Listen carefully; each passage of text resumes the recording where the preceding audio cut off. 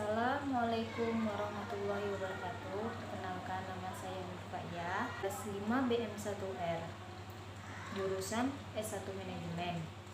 Baiklah, di sini saya akan coba menjelaskan pertemuan yang kedua, yaitu tentang e-commerce.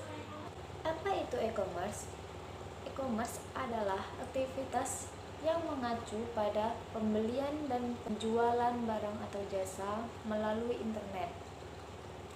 Tidak sedikit orang yang beranggapan bahwa e-commerce dan marketplace adalah sesuatu yang sama.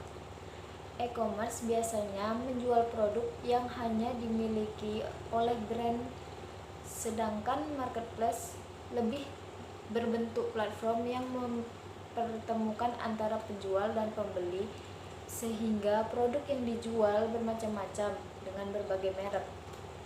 Misalnya, toko hijau.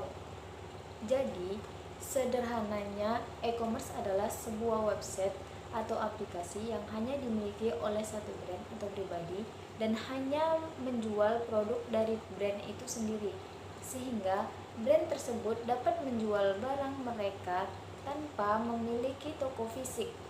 Misalnya, ketika brand baju memiliki website tokonya sendiri.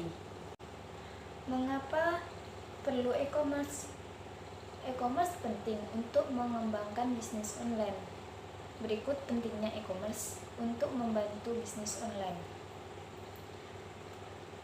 Pertama, menghemat biaya. Memiliki toko untuk online dapat menghemat biaya dengan tidak perlu membangun toko secara fisik. Beberapa UMKM yang beroperasi secara online tidak memiliki bangunan fisik, sehingga biaya untuk membangun fisik dapat dialokasikan untuk kebutuhan lain yang menyangkut bisnis. Kedua, membantu bisnis untuk menjadi global.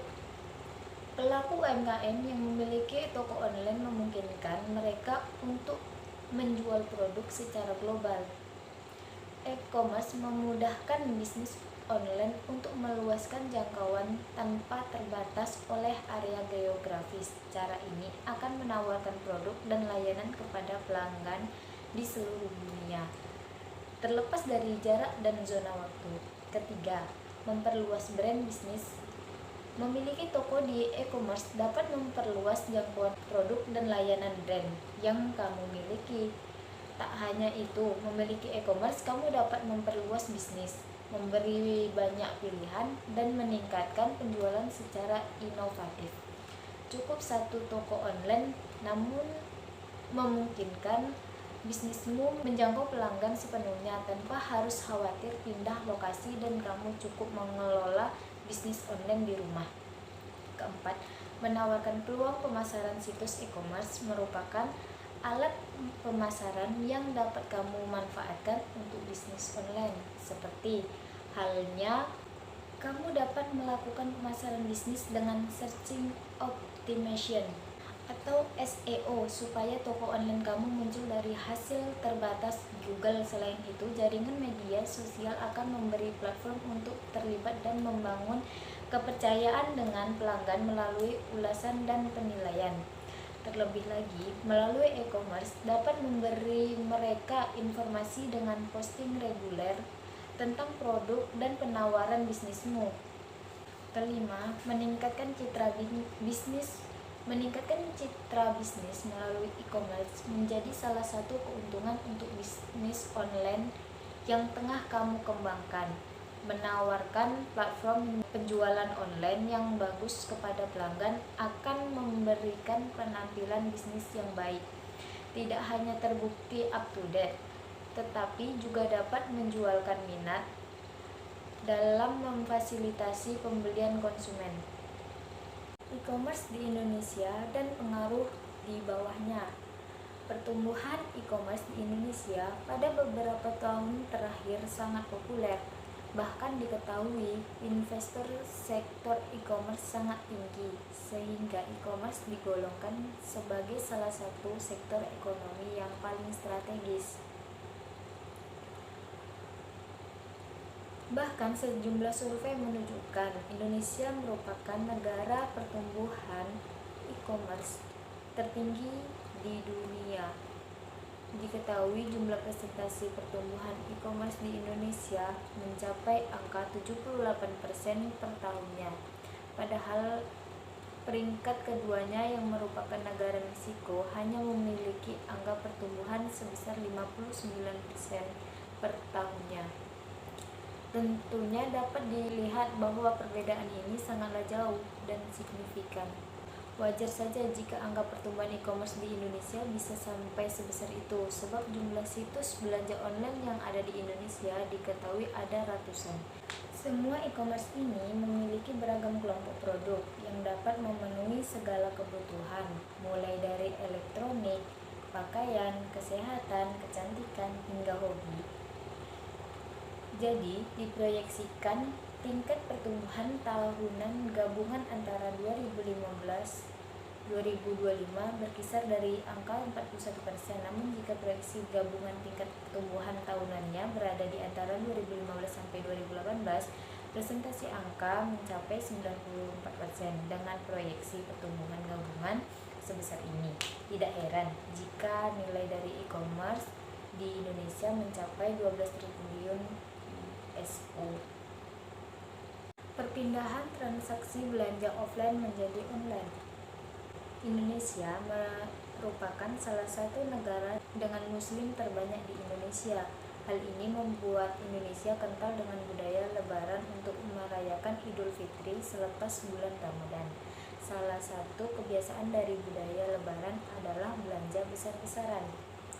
Dulu saat ranah digital belum merebak di Indonesia, belanja masih dilakukan secara konvensional dengan datang ke pasar ataupun pusat perbelanjaan. Jika dahulu mal dan pasar dipenuhi dan dipadati dengan pembeli, kini pada bulan Ramadan beberapa tahun terakhir pembelanjaan e-commerce diketahui ikut melonjak hingga sebesar 1,4 kali.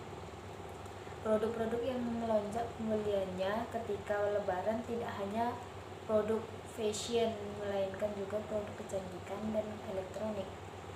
Kebiasaan belanja online juga tidak hanya melonjak pada musim lebaran, tetapi juga dengan adanya Harbolnas atau Hari Belanja Online Nasional. Selama adanya musim Harbolnas, meningkat akses pada e-commerce juga turut melonjak hingga 4 kali. Pada musim-musim ini, penjualan produk elektronik meningkat sebanyak 1,5 kali, produk pakaian meningkat sebanyak 13 kali, dan produk kecantikan meningkat sebanyak 17 kali. Semakin mudah dan murahnya pembelian produk import premium. Tadinya, pembelian barang-barang import cukup sulit dan mahal. Ada banyak prosedur dan biaya pajak serta pengiriman yang perlu dipenuhi jika ingin membeli barang impor premium. Namun, semenjak adanya e-commerce hanya berbasis di dalam maupun di luar negeri, pembelian dan pengiriman barang menjadi semakin mudah dan murah. Dengan kemudahan ini meningkatkan pada produk-produk impor premium, terutama produk kecantikan dan perawatan, melonjak hingga 3,5 kali pada tahun 2018. Padahal pada tahun 2016 peningkatan pembelian produk impor premium ini hanya sebesar 2,5 kali. Produk pakaian premium juga turut meningkat penjualannya berkat adanya e-commerce. Pada beberapa tahun terakhir, mode pakaian yang sedang populer adalah model streetwear, sehingga meningkatkan pencairan kata kunci luxury streetwear sampai 6,3 kali dalam kurun 2 tahun terakhir. E-commerce di toko serba ada. Pertumbuhan e-commerce yang sangat pesat juga disebabkan oleh kelengkapan yang disediakan oleh platform ini. Pembelian dimanjakan dengan berbagai kelengkapan yang dapat dibeli tanpa perlu kemana-mana. Bahkan, e-commerce juga memiliki dan menawarkan produk-produk elektronik yang cukup besar, misalnya seperti AC, kulkas, dan TV. Namun, Ternyata terdapat perilaku pengguna e-commerce yang dapat diperhatikan.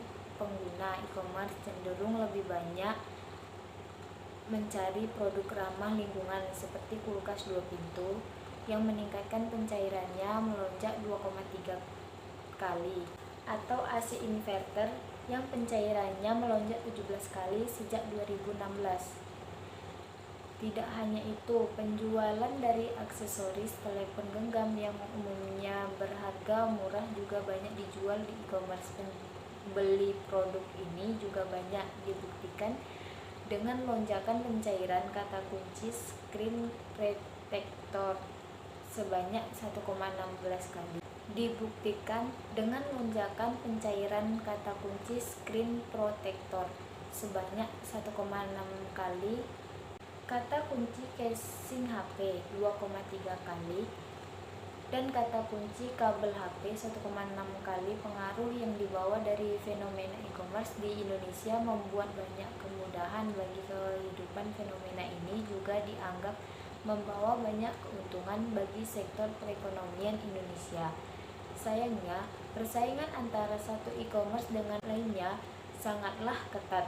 Hal ini diakibatkan oleh banyaknya e-commerce yang muncul baru-baru ini. Sekian penjelasan dari saya. Apabila ada kekurangan, saya mohon maaf. Wassalamualaikum warahmatullahi wabarakatuh.